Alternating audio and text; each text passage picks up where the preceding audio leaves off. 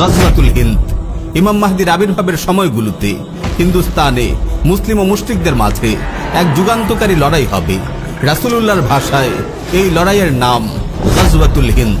প্রিয় ভাই ও বোন, উপমহাদেশের চলমান পরিস্থিতির দিকে তাকালেই আপনারা দেখতে পাবেন গাজওয়াতুল হিন্দের প্রেক্ষাপট রচনার প্রক্রিয়া এখন থেকেই শুরু হয়ে গেছে। হিন্দুত্ববাদের কালো কুয়াশায় দ্রুত ঢেকে যাচ্ছে উপমহাদেশ। এই নিয়ে বিভিন্ন মজলিসে আমরা পূর্বেও আলোচনা করেছি। পরিবর্তিত পরিস্থিতির সঙ্গে সঙ্গতি রেখে আমরা সামনেও আলোচনার ধারা অব্যাহত রাখব ইনশাআল্লাহ। গাজওয়াতুল হিন্দ রাসূলুল্লাহর প্রতিশ্রুত এক মুবারক জিহাদ, যে জিহাদে অংশগ্রহণ করার জন্য স্বয়ং সাহাবায়ে কেরামও লালায়িত ছিলেন।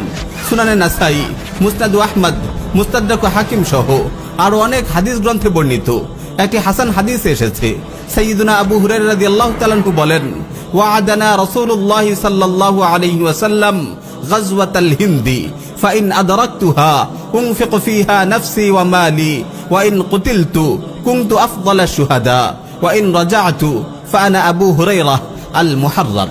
রাসূল সাল্লাল্লাহু আলাইহি ওয়াসাল্লাম আমাদেরকে গাজওয়াতুল হিন্দের প্রতিশ্রুতি দিয়েছেন, আমি যদি সেই জিহাদ পেয়ে যাই তাহলে আমি আমার জান মাল সবকিছু তাতে কুরবান করব।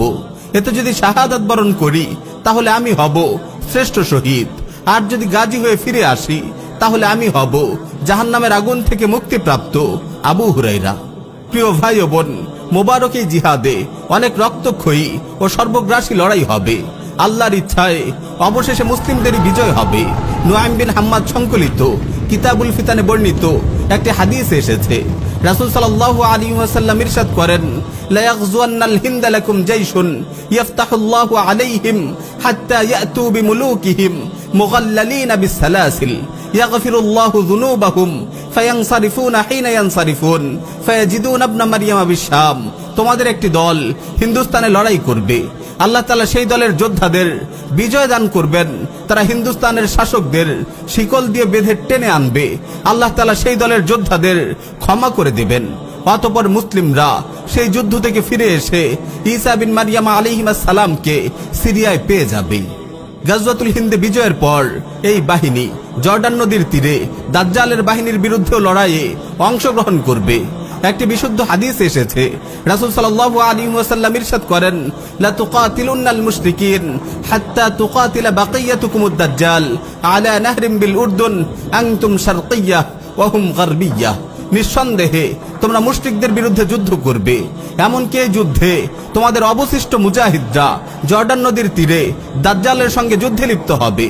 এই যুদ্ধে তোমরা পূর্ব দিকে অবস্থান করবে আর দাজ্জালের অবস্থান হবে পশ্চিম দিকে। এই মোবারক জিহাদে যারা অংশগ্রহণ করবেন তাদের ফজিলতের জন্য এতটুকুই যথেষ্ট যে তাদেরকে আল্লাহ তাআলা জাহান্নাম থেকে মুক্তির ওয়াদা করেছেন। সুনানে নাসাই, মুসনাদ আহমদ সহ আর অনেক হাদিস গ্রন্থে এসেছে, রাসূল সাল্লাল্লাহু আলাইহি ওয়াসাল্লাম ইরশাদ করেন, ইসাবাতান মিন উম্মতি আহরাজাহুমুল্লাহু মিনান নার, ইসাবাতুন তাগজুল হিন্দা ওয়া ইসাবাতুন তাকুনু মা ঈসা ইবনে মারইয়াম। আমার উম্মতের মধ্য হতে দুটি দলকে আল্লাহ তাআলা জাহান্নাম থেকে মুক্তি দিয়েছেন। একটি দল যারা হিন্দুস্তানের যুদ্ধে শরীক হবে, আর দ্বিতীয় আরেকটি দল যারা ঈসা ইবনে মারইয়াম আলাইহিস সালামের সঙ্গে মিলে যুদ্ধ করবে। প্রিয় ভাই ও বোন, আজ কথা অনেক দীর্ঘ হয়ে গেল। শেষ জামানার অবশিষ্ট ঘটনা প্রবাহ ইনশাআল্লাহ পরবর্তী মজলিসে আলোচনা করব।